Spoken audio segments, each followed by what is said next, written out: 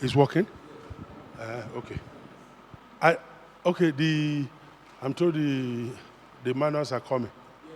They're not here yet. Please, as soon as they come, just give them out. We're going to start with leadership development, deputizing. Deputizing. I want to see the possibility of finishing with that and then crossing over to the principles of life, laws of delegation. Deputizing, leadership development / deputizing. Of all human endeavors, the most profitable investment of eternal value is the human investment. It is the period when we use our God-given endowment for His divine purpose for our lives and to put it into some other people so there is longevity.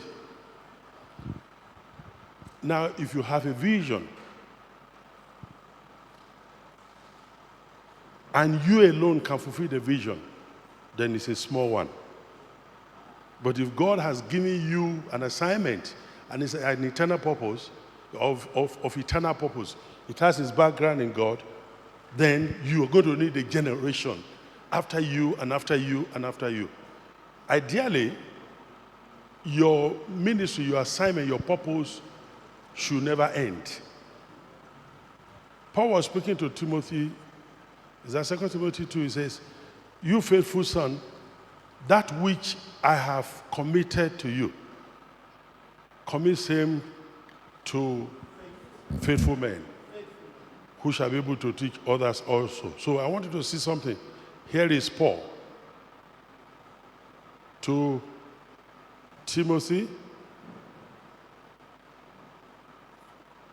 to faithful men who will teach others. So this is the ministry of Paul. How many generations away from Paul? We say 4 generations, right? So his ministry had lasted 4 generations if Timothy got it right. But now, what then happens to the ministry of Timothy? Timothy now writes to the faithful people, tells them, that which I have taught you, commit to your own faithful men who will be able to teach others. So Timothy's ministry is 4th generation, thereby extending the ministry of Paul to 5th generation. Then the faithful men of Timothy do the same thing. They become others. His ministry is at the 5th generation. His is at the 6th. Do you see how it is? So following this pattern, your ministry should never end at any point. That's God's design. And you cannot accomplish that except you see beyond yourself and then commit what you have to somebody. Do you understand what I'm saying? I told you that this is not regular church preaching thing. This is pure leadership. I've only adapted these materials. It's what we use for our Leadership Institute. I've adapted the materials for church relevance, but this is what we teach executives with. And most of us, we always have problem here. And there are many reasons why we have such problems. Number one, sorry, we had to start before you arrive. You know, I was going to somewhere with my wife one day, and one man was driving and overtaking, and he was driving with his wife, and I said, why is this man driving? So I moved aside for the man to, my wife said, don't mind him. If he wanted to go quickly, why didn't he leave home on time?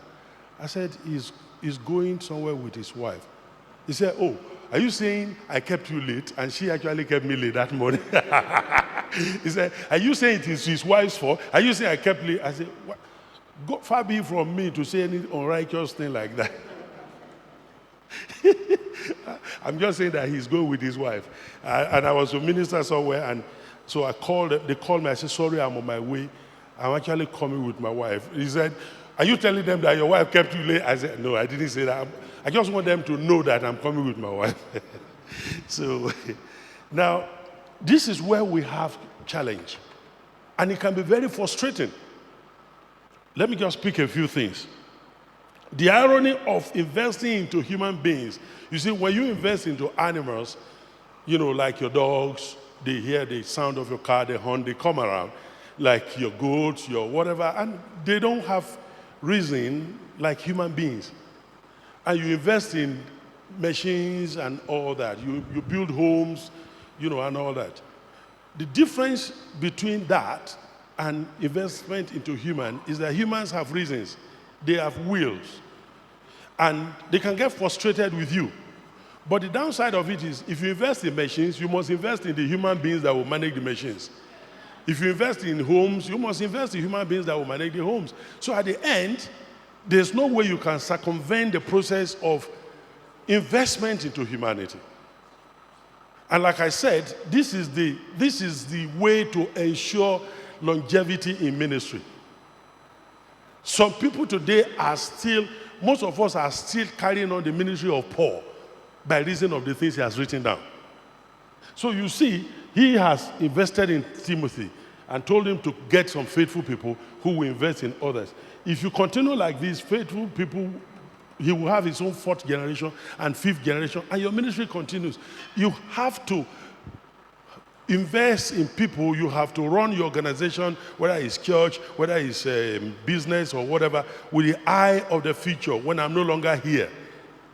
When I'm no longer here. And then you begin to find, I will show you some, ways you can start that process. The question is always, what if you don't have someone like Timothy?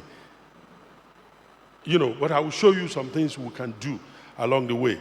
And, unfortunately, as humans, unlike tangible materials, you find that they have intellect, they have emotions, and sometimes they hurt because they are frail, we are full of faults and all that. So you find them even fighting against you. You're trying to better people's lives, and those people will turn to fight you. Sometimes the reason they do that is because they don't know what you are saying. They don't understand. Our son that just finished his PhD, one time he came back from school, Daddy, I don't believe this. Daddy, I don't believe that. And I said, I understand. I said, when you are growing, there are lots of things we don't believe in. And I said to him, that is a sign that you are still growing. I said, when you become mature, you start to emphasize what you believe, not so much as what you don't believe. Now you are still talking what you don't believe. I said, give yourself time to evolve. You'll be okay. I said, just give yourself time to evolve. When he was 30, he traveled out of Johannesburg to Cape Town and locked himself up in a place and was praying. And he called me and said, Daddy, do you have time now? He said, I want to really talk with you. I said, okay. He said, thank you for bearing with me. I don't know whether age has to do with this and all that. I found a lot of mistakes I was making. And like you always say, thank you for always telling me, give yourself time to evolve. I realized this. He said, when I finished my master's here, I went in doing my PhD, and I was doing an MBA online at the same time. He said, so I was now risking my relationship with people at the expense of accumulating certificates. He said, for who? Who is going to enjoy that? Who is going to relate with you? The same thing we were telling him earlier he didn't get. Now he began to understand.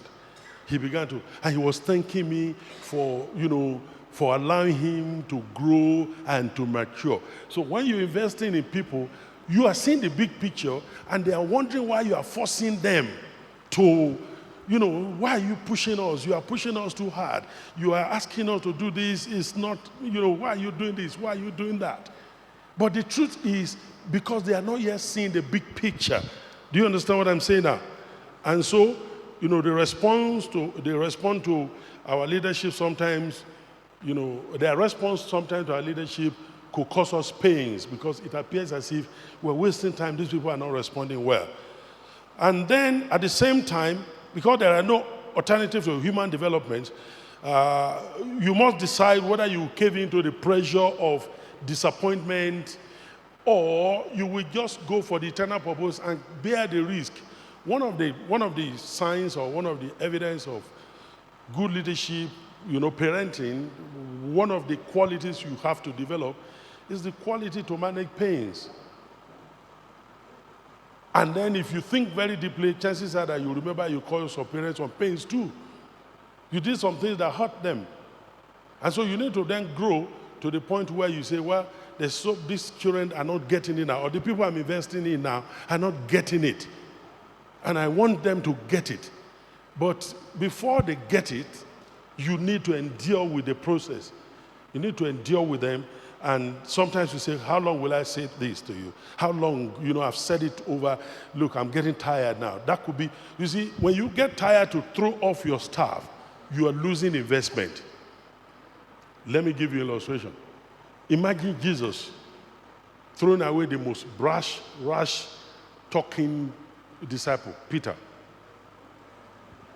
How are we going to enjoy that day of Pentecost message and 3,000 conversion?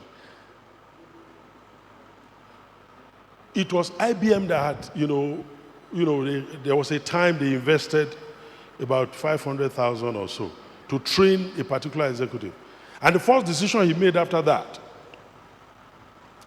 cost them a couple of millions. And they went to the CEO, they said, sir, you have to fire this guy. You have to fire this guy. He's just cost us all this business. And he said to them, fire him? You just spent 500,000. They lost 500,000 on a deal. And so he was supposed to make certain deal. Then he made a mistake. They lost that money. And then the other, managers went to the CEO and said, you have to fire him now.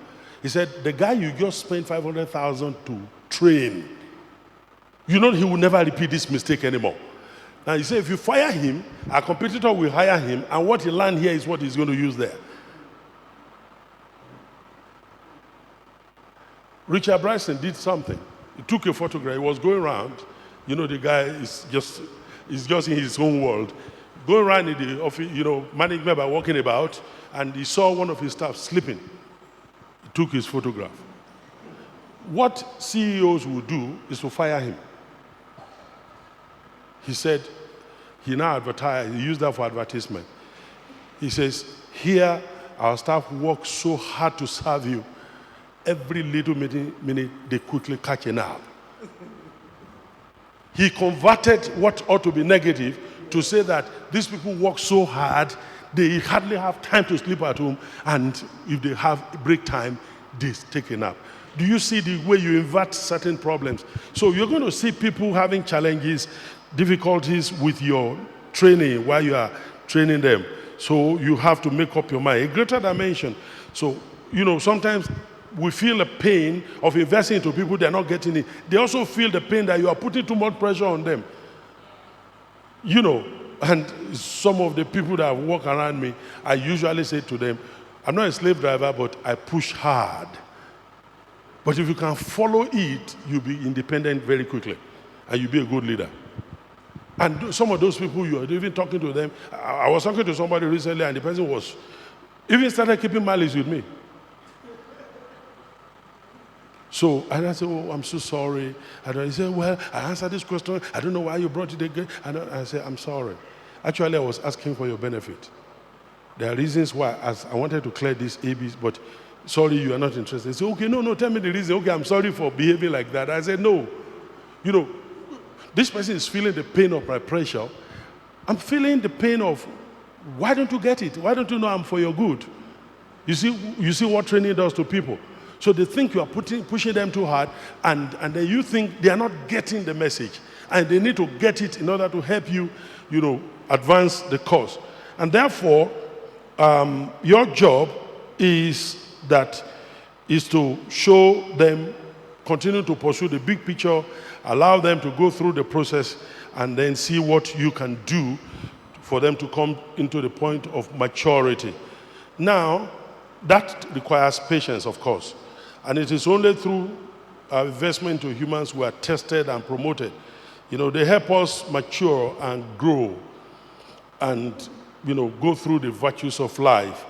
It is only human beings. One day I told my children, I said, children, in a family devotion, I said, I want to apologize on behalf of myself and mommy to wherever we may have hurt you guys. And all of them were looking at each other like that.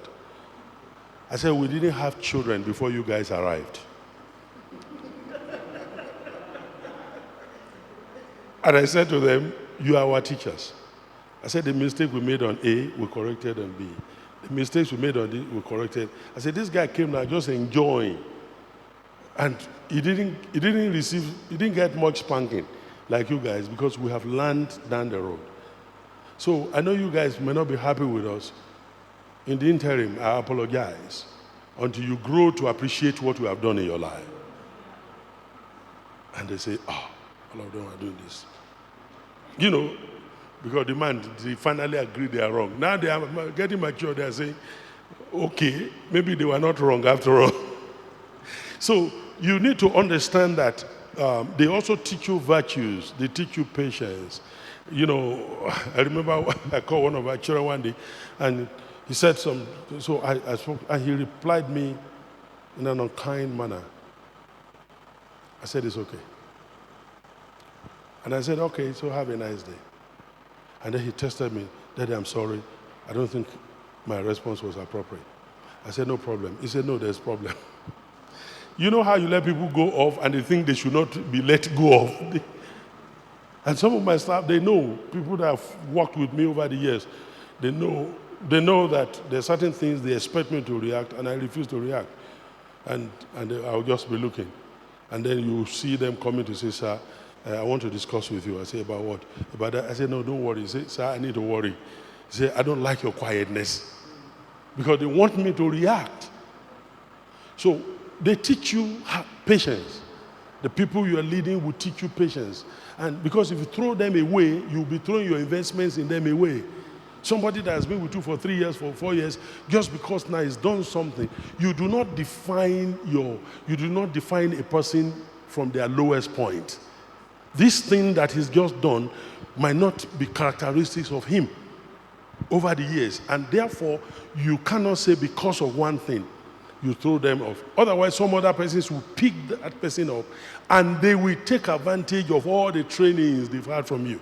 That is why in recruitment, poaching is allowed. And poaching begins from 20% above. The pay is always 20% above. You know how people have a cousin who has shuttled between 3 or 4 banks. And the bank he started with, that bank has taken, and in fact, they offered him a job, he turned the thing down and went to another bank. All the banks were looking for him because he's efficient. And they now wanted to make him a zonal manager, and he went, he said, no, what you're offering me is no challenges. He left. He got there 3 months, he left, moved to another one. Just changing. And now, the bank he left about twice, the person who was his zonal manager had become the CEO. And he now called and said, hey, young man, I'm sending another appointment to you. Go and take up this zone. I hope you respect yourself and take this job. He said, yes, Mama, I will respect myself. Now, in process of doing all these, and because they're poaching you from this place to another place. So they're going to give you incentives. It's okay, we're giving you a driver, an official car, we'll give you a house, I will give you 25%. Or 30% above what they are paying you. Then whatever training you have acquired in this place, you just take it, all of them here and use it for them. In recruitment, poaching is allowed, but the poaching will always come with some incentives and not less than 20% increase on their take-home above. So why do you allow people to poach your staff out of impatience? And especially those of us who work in voluntary organizations like church, where people are not paid salary and all that. So you need a lot of patience to be able to carry that on. And that's what brings us to understanding what deputizing is all about. Deputizing is as important as the leadership position. Leadership succession begins with deputizing. The quality and effectiveness of your leadership often depends on the kind of assistants you have, the deputies you have. And where they are efficient and effective, then they enhance productivity. No leader can implement an objective without a proper placement of individuals who are called deputies, who will execute most of the plans. They may go by different nomenclatures as general managers, head of department, supervisors, managers, or whatever it is. They are all deputies of some sort. So the quality control of an organization cannot be divorced from the quality of the assistants that are in place. So before recruiting deputies, you need to quickly check these 6 points. Number 1, honesty. Now, the quality of honesty is essential because if a person is not honest, he will not be honest with the materials given to him to do the work. So stealing, thievery will be in the organization. If he's not honest, he will not give you an honest appraiser of the situation around. Do you understand? He will not give you a honest appraiser of the situation. And, I've fired friends because of this. One of the rules for friendship for me is that you be honest with me. I don't want my enemies to tell me what my friends should have told me. I don't want that. When my wife makes a remark, one day there was something I said to her, and she made a remark, and she just said, "You don't do this because of the way you love God, but look at the way you approach this now." I repented of that thing for 1 week. I told myself it will not happen. It's not something sinful. It's just talking to somebody. He said, when you are praying, when you are doing this, nobody talks to you. Nobody can cross between you and God. If I'm doing something, don't you think you need to consider that? And I said to myself, wow, I didn't know I was that selfish. When your friends tell you the truth, they're telling you from the point of love. When your enemies say the truth, they're telling you from the point of hate or criticism. And you don't want to do that. So the rules of engagement among your deputies is be honest enough to tell me. Some people say, oh, the truth is bitter. It depends on the way you say it. No, doctor will tell us, he does surgery a lot. You don't just go to somebody, take the hands and start to operate that. There's something they do to that area. They try to kill all the cells there, anesthetize the entire, so that when they are working on it, you see them working for you, not against you. Until they are through, they bind the place, they do this thing, then the pains could return. You will still be thankful. But if a person say, bring me your hand, let me operate, and he start, you're going to see him as an enemy, even though he meant to heal. So he's got to introduce something. So when you tell the truth, that's why the Bible talks about speaking the truth in love. Anything that carries love with it always has a way of, softening the... So if you come to your boss and say, excuse me, sir, I need to talk to you about something. I think it's going to help us. I have been thinking about what we can do to increase productivity. I found out that certain policies we have might be hampering our productivity. I went to supervise A, B, C. I found out they were in this situation. And then the break time we gave them for 30 minutes is not enough. And I found out that they are unable to do it unless they... So I'm just thinking, maybe you consider reviewing this for up to 1 hour. I know that. Please, sir, don't make decisions. Just think on it. Maybe this will help our productivity, because I spoke to the staff and they say something like this. And I'm just... Now, once we make it about the progress of his work, he's interested in what we're saying. Yeah, you say, oh God, people say we weak and small for here. He said, the people are complaining. Everybody's complaining. They say they will down to one of the days. They will go on strike. That will give them only that. Now you come in to confront his policy. And he might not accept that. But if it is in love and he sees that it's for the general good, the well-being of the organization, then he's going to listen to you. Do you understand what I'm saying? And so you need to get that. So honesty is essential. And you should recruit people on the basis of, in fact, one of your questions while you recruiting people is, are you going to be honest enough to protect this organization? Are you going to be honest enough to let us know what we are not doing right? Not just being honest, not stealing our materials. You understand what I'm saying? And number 2 is aptitude. Aptitude. If a person doesn't have aptitude for a certain assignment, then don't make them do it. Don't make them do it. I've had staff to do, look at, this governor in Kaduna State there, when he was in Abuja and all that, the guy doesn't drive. I think he still doesn't drive. It's one of his wives or his drivers that will drive him. He doesn't drive because he has challenges with technical things. And so if you're asking him to drive to locate this place or to do that, he's going to find problems. He can't drive. But he's intelligent. He's brilliant. He does a lot of other things perfectly. So if you have something like that, it will be very wrong for you to make him the head of mechanical section where he doesn't know how to operate something. Do you understand what I'm saying? So you look for people who have aptitude for something. It's just like sending when I was in secondary school, one of my greatest challenges was technical drawing. Up to this moment, I still don't know any drawing I do that looks like what I intend to illustrate is by the Holy Ghost. I didn't know how to draw. If in technical drawing, you sharpen your pencil, it's architecture. So if you do it once, it's very thin line. If you repeat it, it's called 2 lines. If you repeat it, it's called 3 lines. And the teacher will know that you have repeated these lines. And my pencil is as thick as I will put it like that. And he said, what is wrong with you? Can't you understand? And I could never understand. Why are you punishing this kind of God? But when you ask me to sit down and write and put my thoughts into words, well, I could do a little bit of that. Some people ask me, how do you write? Have you authored a few books? So they're down there. And how do you get to write? How do you do? I always say to them, just write.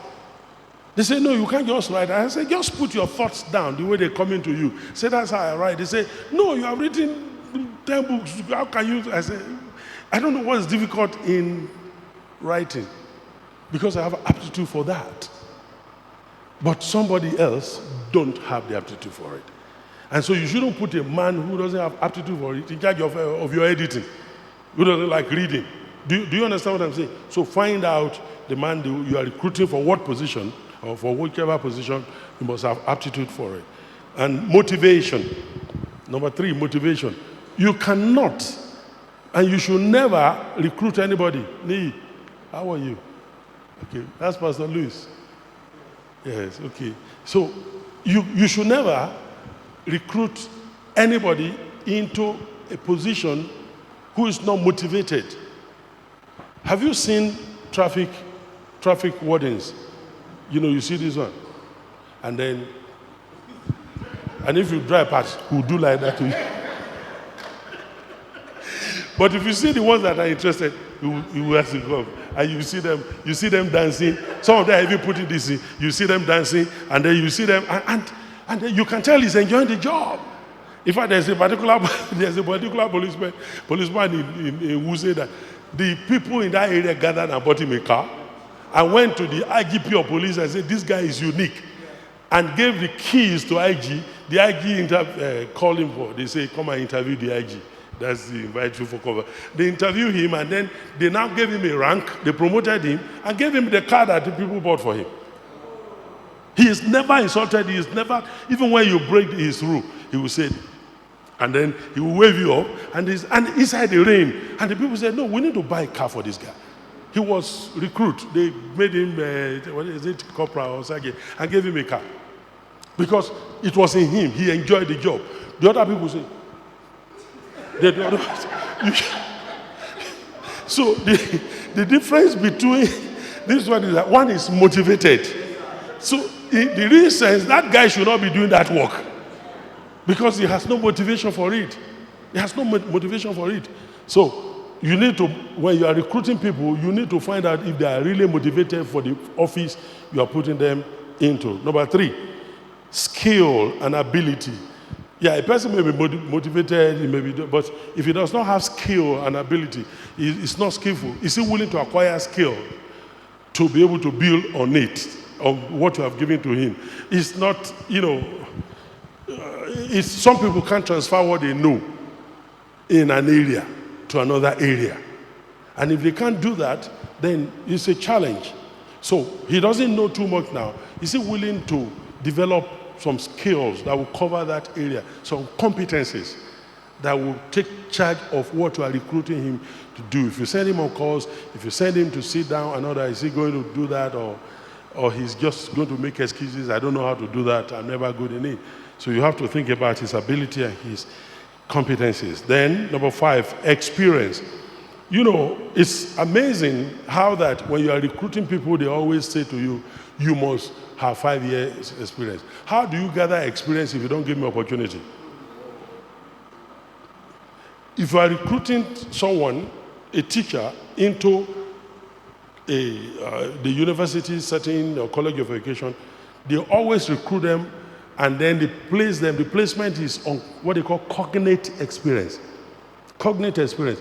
You may be teaching in secondary school. If you don't have cognate experience of teaching in a tertiary institution, it's not accepted. You may not be graded like someone who is transferring from the college of education into a university or from another college of education to this one. Do you understand what I'm saying?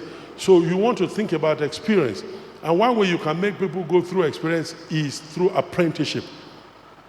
You know, you say, we're going to recruit you. You're going to work with doctor. And you're going to be with him for 6 months, during which we will reappraise your whatever. So it's provisional. Your employment is provisional. So in that 6 months, we are able to gauge your aptitude, your motivation, your honesty, your skill. We're able to your motivation and whether you are ready to learn and you gathered enough experience in 6 months. So if you don't have that, you want the person to deputize. You want them to be an apprentice over a period of time before you make them substantive. Do you understand what I'm saying? Then number 6 is strength and weakness. You need to try to see. One of the things that most people don't ask when they're recruiting is, what are your strengths? What are your weaknesses with regards to your job? You need to find out, because if the people are able to tell you, naturally, I have a challenge with remembering things, I have this, but I'm good here, then you can tell about the placement. You see, that's what happens in this climb that I just wonder, why do they present us as if we're daft, as if we're dumb, we don't know what we're doing? You send a list of people to the president and say, these are the list of ministers, but no portfolio attached to them. How do we know their proficiency? How do we know, how do we know they're going to be proficient in the area of... If a man has read transport technology and you are sending him into communication, how do you expect him to do to bring about, the transformation you want? So you need to then, so the ideal thing that other people do in the civilized world is to say, Dr. So-and-so is nominated for Ministry of Health. And then they say, oh no, this one is PhD. Okay, is it public health? Or as in doctor of medicine or whatever. Okay, so-and-so is nominated for this. Then, so that we can ask questions along his competencies and experience along that line. So if you're going to recruit a person, you want to know where their strengths lie with regards to the job that you're offering them. The role of mobilization. There is need to mobilize all workers to assume leadership role in their own right. Everyone is a leader of some sort, therefore should be trained and retrained to train other people around them.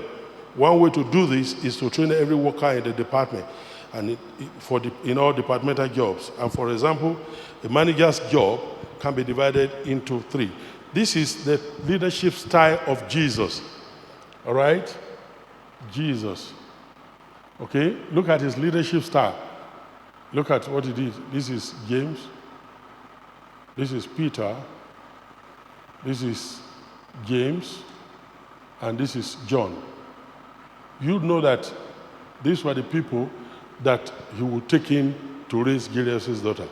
Mount of Transfiguration, here are these 3. But under these ones, you have the remaining 9 of them. And under those ones, later, you have 9, you have 3, you have 9, you have 70, you have 120 in the upper room, you have above 500 brethren. So you see that comfortably, if Jesus were to walk off like he did eventually, he was training all of them. But when you see 1 Peter, when you see James, when you see John and the book of Revelation, you will know that these guys tend to be in a class of their own. Do you understand what I'm saying? In fact, when Paul was speaking in Galatians chapter 1, he said, when I went up to Jerusalem, I did not see all the brethren, except Peter, James, and John, who seemed to be the pillars. Pillars. He recognized them as pillars. But there were 12.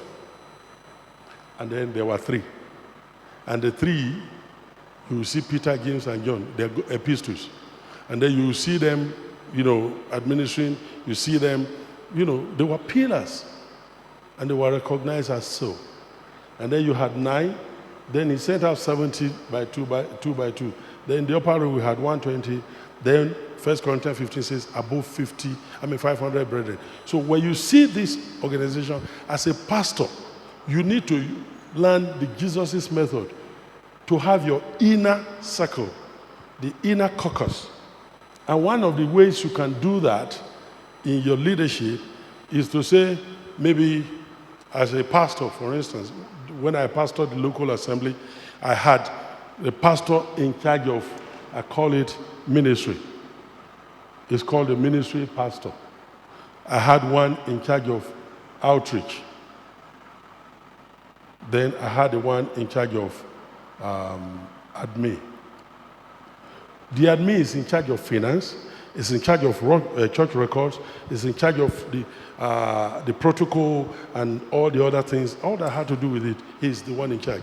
The one in charge of ministry is the one in charge of worship, how the service is organized and coordinated, the choir, the things that ought to do here and there and all that.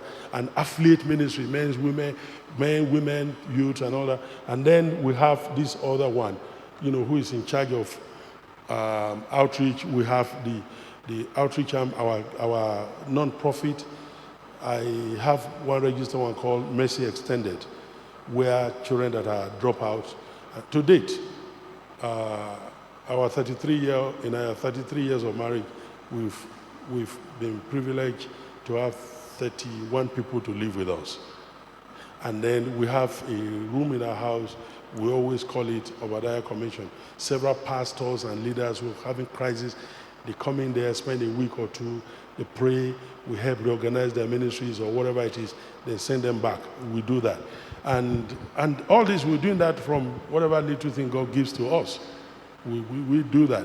And then we have Mercy Extended, that at intervals, we just get the widows, we get the less privileged. There are some children that I still don't know, that I talk to friends, they send me some money and all that. There's a girl who lost the father and the mother. In Kaduna, the father they tried to kidnap him, killed him in presence of his family, and the breadwinner, a neighbor came and shot at them, killed one of those people, and they discovered it was a neighbor who led those people there. And they came back and killed the man and kidnapped one of this man's daughter. And, one thing after the other, someone pregnanted one of the man's daughter that was just killed, and the wife eventually died. And their first daughter was already, had finished OND, was to go back for HND. She said, no, I cannot. And I said, you have to go back. It was my lot to call people, text people, texted people and raise money, send her back to school. Now she's writing her project. She will soon be out of school. But for this, strike in Polytechnic, she will have finished now, and she's out of school. I don't know if you understand what I'm saying. So we've done that for a lot of students and other things in different states. Some of them is when we've supported for 1 year that we get to meet them, they come home for holidays and all that. Because I'm able to put those people under this guy whose job it is to handle the welfare department.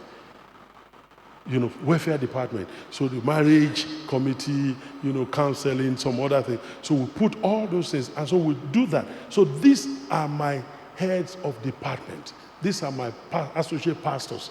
Under them, they have unit heads. Then there are workers under them. So we're able to put that. And when you do that, and then when I run that, any of these people could stand in to preach when I'm not there.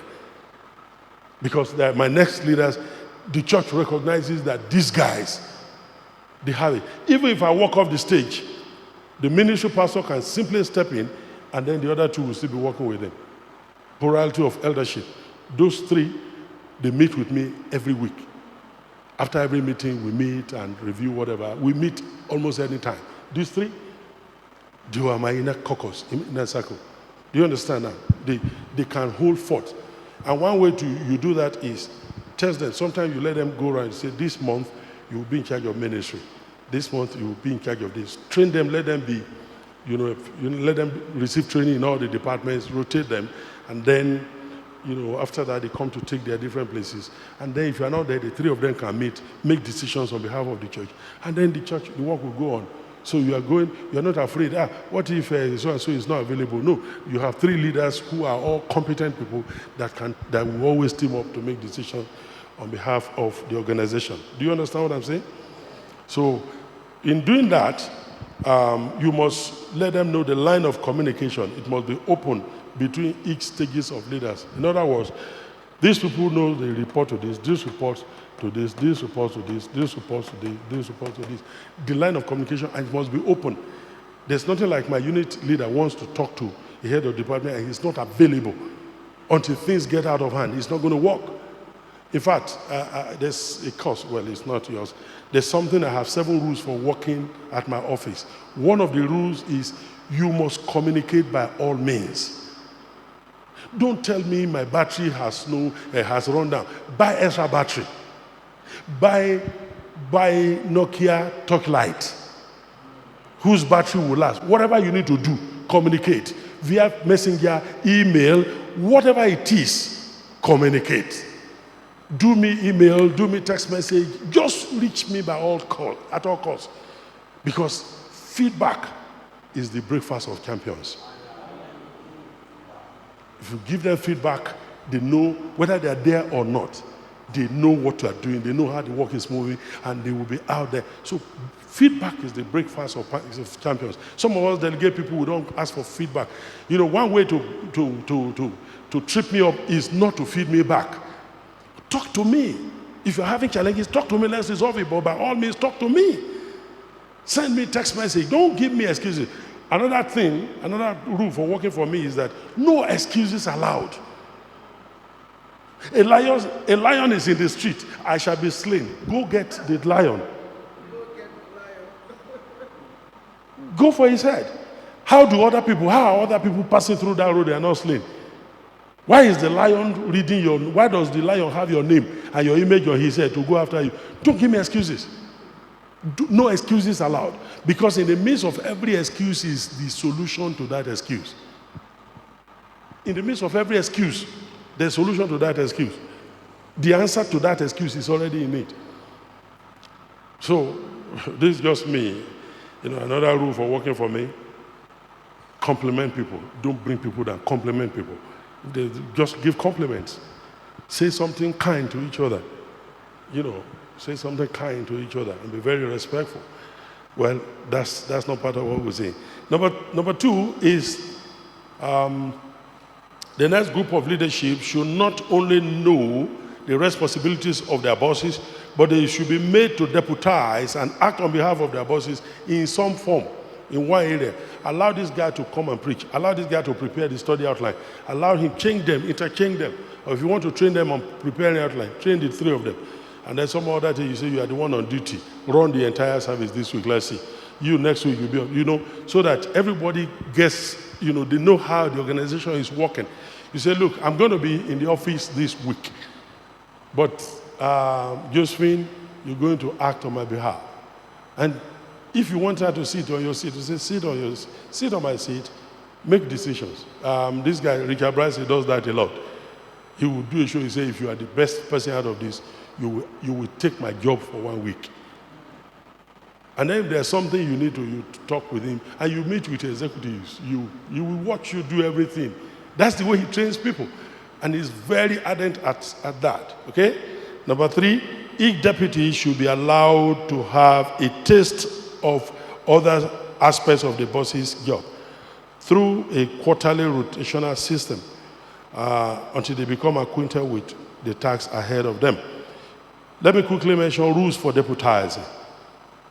Rules for deputizing. 1, if a man cannot obey simple rules, do not make him a ruler. I hear Pastor Bakari said this years ago, and I've adapted that. Don't make him a ruler, if not he will draw crooked lines. See, followership begins with obeying simple instructions. And yesterday, some of you failed the first test I gave you. Some of you failed the first test I gave you because you don't know how to obey simple instructions. You thought you were good there, but just simple instruction. Read the following carefully before attempting. You attempted before reading carefully. I think when we got back to our room yesterday, I tested my pastor there. I told him, pick that thing. And he went straight to where I was pointing. And he did not look at my finger. You will miss it that way. If I'm pointing this way, the temptation is for you to go to where I'm pointing. But I didn't say, if I did that, you know I'm talking to the last point. But when I did this, if you look at my finger, so immediately, so when he was there, I said, what are you doing? He said, I want to get there. I said, you're not looking at the finger that is pointing. Immediately he looked back, and then he went to pick it. I said, you see yourself? This is how simple it is. Always underscore this point that if a person is going to be appointed as a deputy into that capacity to deputize, he must know how to take simple instruction. And for me, if I ask you to do a thing and you offer me excuses why you keep doing the wrong thing, I can't promote you. I prefer you to say, I'm sorry, sir, I should have asked questions. I should have done this. But don't tell me I'm stupid by offering me excuses. And if I told you we're going to meet here by 9 o'clock and you came by 9:15 and you are telling me cock and bull story, there was traffic. What if you left 6 a.m.? Would that traffic be there? One of the days I was going to minister somewhere, I told Josh, I said, I'll pick you by 8 o'clock. So he said he was saying, Daddy may not make it by 8. Well, maybe he said, well, it's better if I need to button up my tie, let me do my shirt and tie. Let me do it where I'm waiting for him, because when he got there, less than 2 minutes, I had arrived. He said, Daddy, God saved me today. God saved me, because I was arguing whether you'll be able to make it. I don't think he will be tired, he'll go to bed later. He's making excuses for me. You don't know me. Because I'm so disciplined that if we agree it's 9 o'clock, 15 minutes before that night, I'm there. That's how I've trained myself. It's something I've lived with for over 40 years. Don't wake me up. It's working for me. I've gone to minister. Somebody spoke to me recently. He said, I remember when you came to our church in Kano to minister, that we didn't come on time, and the driver was still busy. They were gathering paraphernalia and special ushers to usher me there. I took Kabu Okada, and I had arrived in the place. And they said, oh, no, man of God. I said, leave me alone. I went straight to the place. I went to sit down. And they said, but we sent a vehicle to you. On the day of my wedding, sir, they sent a vehicle to come and pick me.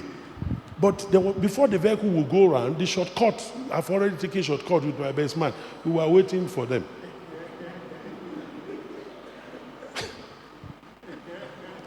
They said, no, evangelist, no, today is a special day. I said, 30 minutes after the wedding, this man will collect his vehicle. What special day? I will go back to my Legacy's Benz. What special day? Do you understand what I'm saying? So just do what is this. Just obey simple rules. Do what you are told to do. Number 2, always come under authority of some sort. Otherwise, you are not a deputy. If you don't have someone you are submitting to in your life, it's a very dangerous thing. You should have someone you submit. Even if you are the CEO of your company, have somebody you look up to who can also speak into your life. Have somebody checks and balances in your life. People that you are accountable to. It's one of the rules of deputies. Number 3, don't outshine the master. You might be crushed. Most masters will not allow you to outshine them or take them off. So watch it. They might crush you. I don't know how this thing works, but as far as we are here on the earth, Jesus says, blessed are the meek, because they will inherit the earth. It doesn't matter. It may be in the church, it may be in your business, it may be anywhere. If you are a deputy, don't try to outshine your oga. Let him have the credit. If you go to deliver somewhere, they say, what? What an amazing, and they called your oga, and they say, oh, they told me you did a great job. Say, sir, it's by your grace. I went there under your instruction. And it was what you taught me that I told them. So the credit is yours. You are not flattering him. He gave you the opportunity. He taught you some things you're using, but you say, okay, it's only you who don't recognize what I have. Something there inside here. The man will say, this is a dangerous guy. That is why you will find out that when a governor is in place or a president, they usually don't take an ambitious person as deputy. And if he's a docile, laid-back president, he looks for someone who is active, he can delegate his job to. But he would not, your job is not to outshine him, because he made you come into that position. Do you understand that? It's a simple, Jesus said, blessed are the meek, they will inherit the earth. As far as this earth is concerned, you are not allowed to outshine your master, except you are ready to go. You have to play it cool. Isaiah said, he said, I was polished like a sharp quiver, but he hid me. He said, I was polished like a sharp arrow, but he hid me in his quiver. The times were anointed, but it's tested by your submission to your boss. So learn to respect that. Number 4, what the kind of advice you give, it will make or mar the organization. Whatever the results are, you will feel the impact of it. You know, there are many decisions that leaders make. Many decisions that leaders take. That is a product of your counsel. They didn't pray about it. A brother came to me one day. I was telling him, I said, what do you think about this? He said, sir, I think you should do this. I said, why? He said, because of this. I said, you got a point there. That's all right. Then I turned back to him. I said, do you see why people who are around leadership must have good hearts? I said, if you are selfish, I will pick your signal now. But you have been able to defend this in the interest of what we're doing. I said, did you notice that I didn't say I will pray about it? Because I needed to act now. And I needed to impute. I said that many times leaders make decisions on the basis of what you say to them. And if what you've said to them is born out of selfishness, then that's the reason we have the kind of leadership we have in the nation. Because they tell the president everything is going on well. And he does not even know the nation is burning. They shield him away from necessary information that will help him make decisions that can advance the work. Number 5, the kind of deputy you are shows your leadership style and potential. It makes the difference between where you are and where you'll be. If you're a good deputy, good assistant, you are likely to be a good leader. But if you're a bad deputy, you see, look at what is happening in the United States today. When the new president there, you know, you can debate all their policy or their ideological beliefs, but some basic things he's done so far, you will see that what is giving him that success is because he was a very good deputy. He was a good deputy to his president. And so when he came in, he set up this. He already knows the White House. He knows how the system works. So he just went, when the other administration didn't give him people to work with, he gathered his own people, you take this, you work this way. So that before the people, he had appointed most of his cabinet before he was on it. And by the time he was this, the people literally hit the ground running.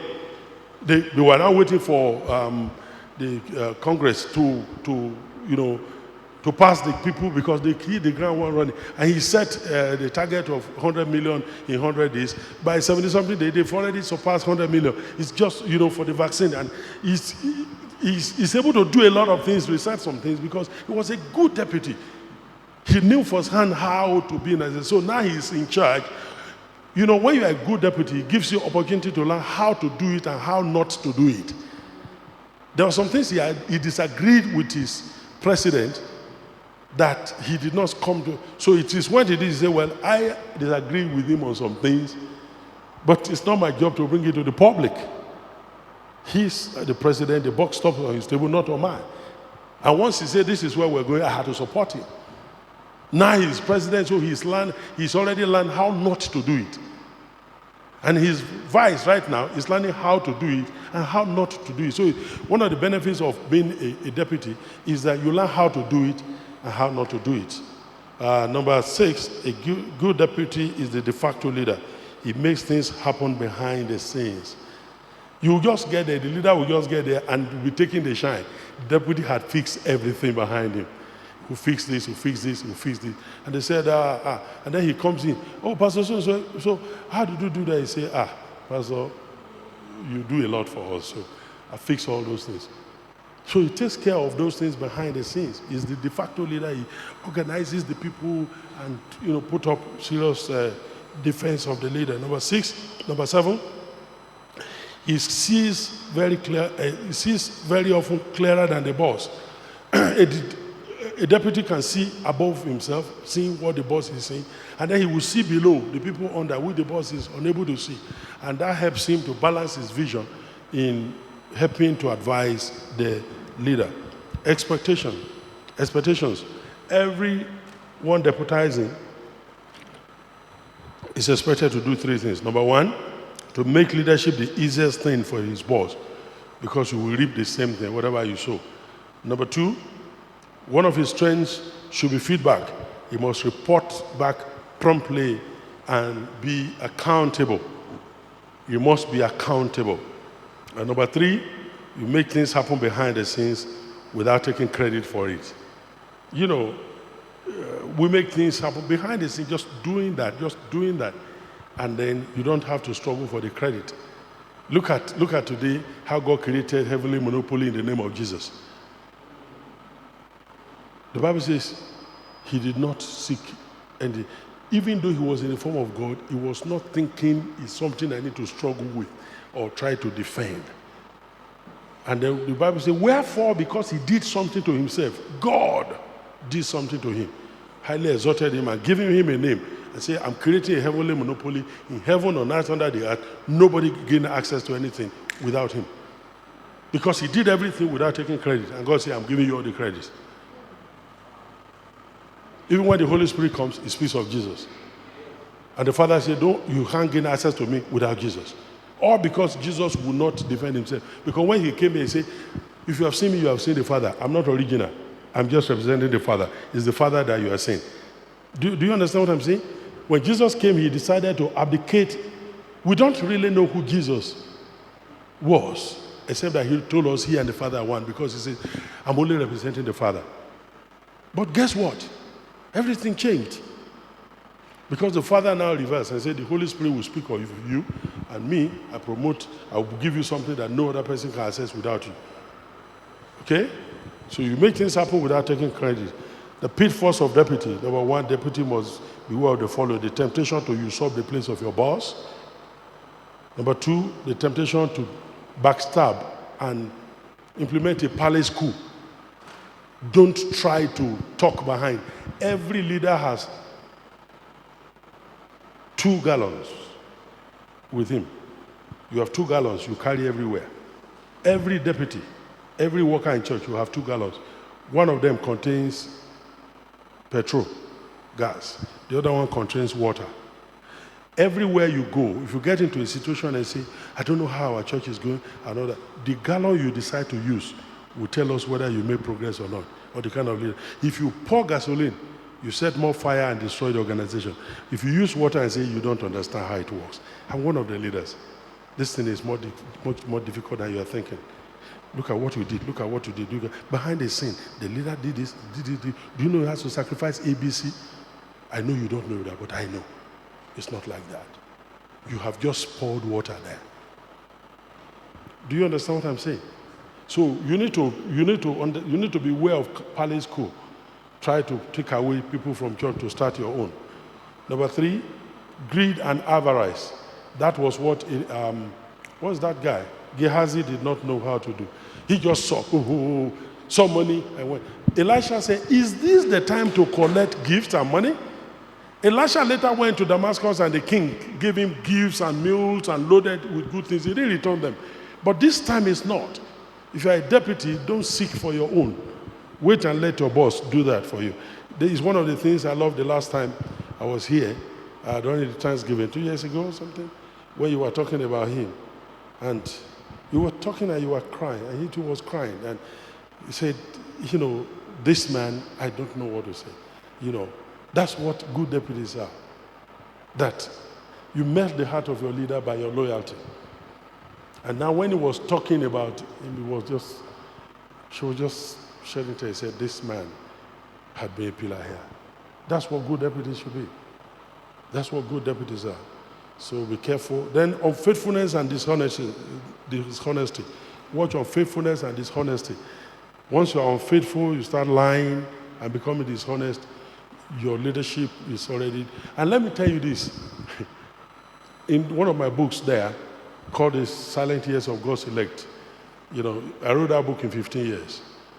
There's something God revealed to me there, and I learned that. The last bus stop to own your thing, to becoming the leader that God ordained to be, or giving you your own personal assignment, is when God gives you opportunity to see the weakness of your leader.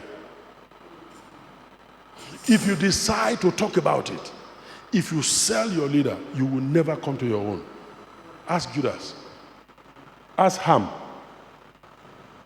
But if you see that and cover it, and say, how shall I lay my hands on the Lord's anointed? You just pass. When the Lord called me to come out of Deeper Life, we started our church 30 years ago. We started a ministry out of Deeper Life. And when we had, had crowd, I lifted up my hands in church and I said to them, I pray that every seed I sowed in Deeper Life, may I reap it in my own ministry. I said, I pray I reap 100-fold of what I sowed, because I knew the seed that I sowed. And I always say to deputies, if you cannot see every seed I sow serving my master, may I reap it, then something is not right with you. You need to be able to be proud of your service. Number 5, beware of mortgaging your future for a present gain. Mortgaging your future for a present gain. And number 6, beware of double dealing or partial loyalty. Partial loyalty. Any question from what I've taught so far? Because we're going to go into the next session now. That's step 2 now. Is there any question? You can stop recording for now. Let's take some questions. And then before we go to the second one. Is there any question from what? Yes, sir. You asked a question and you asked a question. And the question was, what if you don't have people? And you didn't answer. Oh my God.